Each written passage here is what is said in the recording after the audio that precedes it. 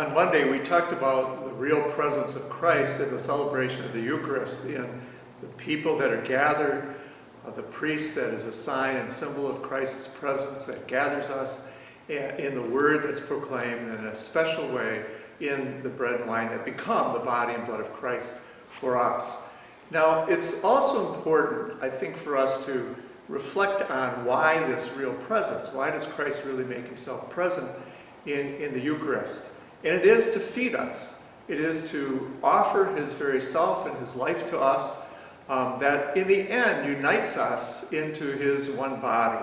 Paul speaks of that in his letters to the Corinthians, where he describes how the body and blood of Christ received by the community binds them as one body. St. Augustine also reflects on this by saying that we should become what we are, and we are the body of Christ. So to become that body of Christ, we need to be nourished by the very life and the very outpouring of Christ's love for us. And so, of course, the end result of the real presence that's celebrated in the Eucharist is for us to receive and to be in communion with the Lord.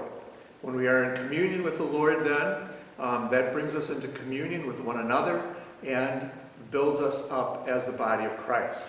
We are sent forth at the end of Mass to be signs and witnesses of Christ's presence in the world.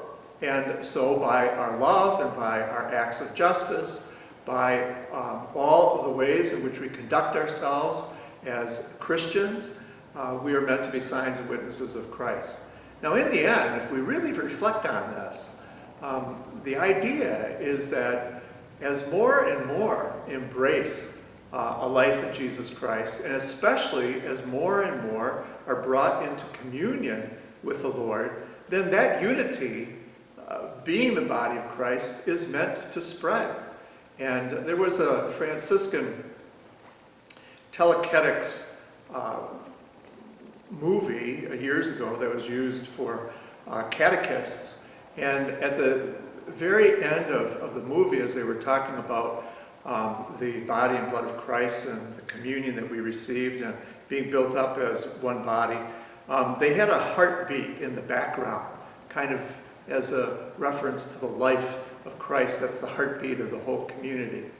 And then they showed the host with that heartbeat in the background.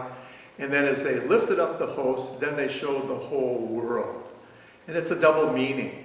One is that we are to be the body of Christ for the sake of the world, but ultimately, in the vision of our theology, all at some point shall become one in the body of Christ. And really the only way that that could come about is by Christ making himself available to us in communion to build us up as his body.